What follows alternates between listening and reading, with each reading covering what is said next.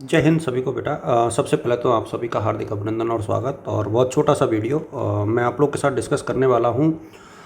MA political science semester first paper 4 theory and practice of public administration. ध्यान रहे ये paper एक ऐसा है जिसका सिलेबस थोड़ा सा बड़ा है।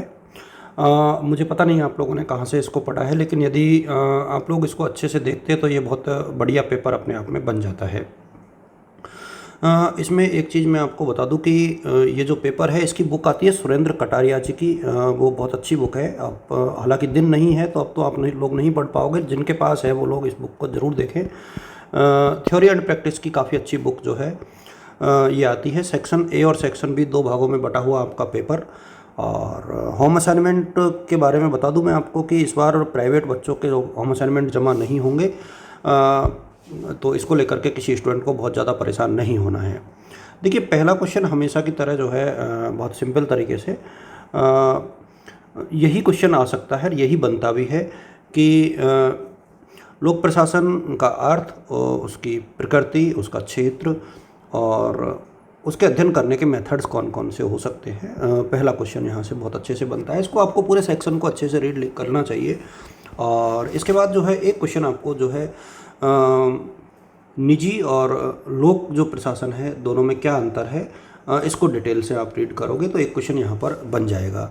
अच्छा, यदि एक चीज़ और मैं आपको यहाँ पर बता दूं कि जो इम्पैक्ट ऑफ इंफॉर्मेशनल टेक्नोलॉजी है ऑन पब्लिक एडमिनिस्ट्रेशन, एक्चुअली ये यहाँ पर थोड़ा सा स्पेस होना चाहिए था। तो ऑन पब्लिक एडमिनिस्ट्रेशन यानी लोक प्रशासन पर वर्तमान में सूचना और प्रौद्योगिकी का क्या महत्व है, तो ये क्वेश्चन यहाँ से ये बनता है। तो लगभग 3 क्वेश्चन यहाँ से आप अच्छे से रीड करोगे तो उम्मीद है कि ये टॉपिक आपके लिए यूजफुल सिद्ध हो जाएगा। यूनिट सेकंड से आप लोग देखोगे, देखिए थ्योरीज ऑफ ऑर्गेनाइजेशन में चीफ एग्जीक्यूटिव यानी मुख्य कार्यपालिका और उसके कार्यों को आप लोग बहुत अच्छे से देखना। इसमें जो है स्टाफ और सूत्र ये भी आपको देख करके चलना है।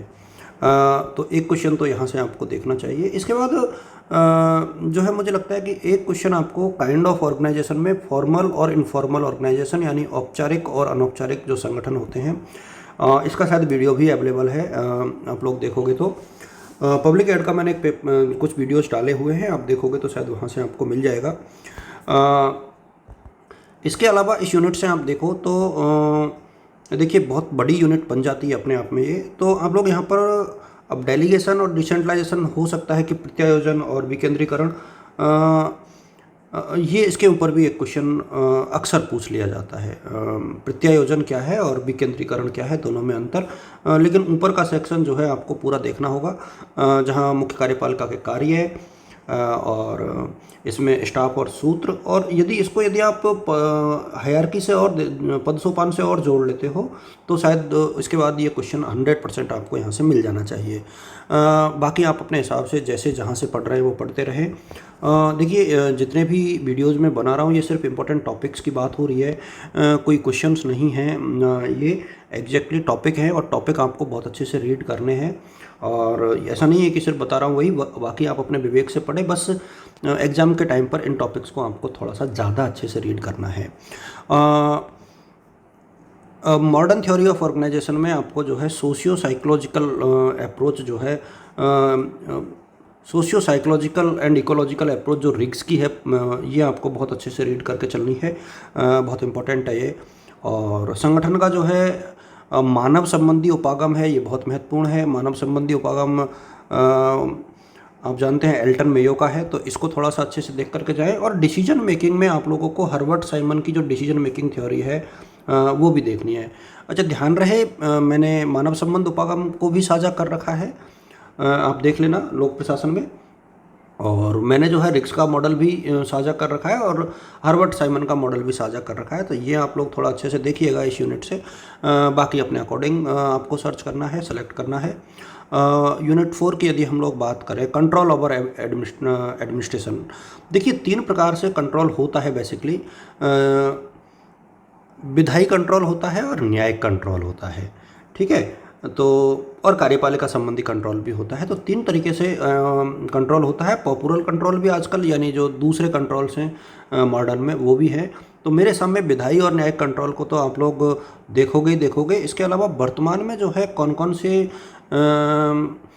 मेथड्स हैं, जैसे कि प्रेशर ग्रुप्स हैं, मीडिया है, और भी चीज़ें हैं जिनके माध्यम से भी जो है प्रशासन के ऊपर नियंत्रण रखा जाता है। तो मेरे सामने ये क्वेश्चन एग्जाम के हिसाब से काफ़ी महत्वपूर्ण है, टॉपिक भी इम्पोर्टेंट है कि किस प्रकार से जो है प्रशासन के ऊपर न्यायिक और विधायी जो नियंत्रण है किया जा सकता है, और इनमें क्या क्या कमियां हैं वर्तमान लोकतांत्रिक जो फ्रेमवर्क है उसके अंतर्गत।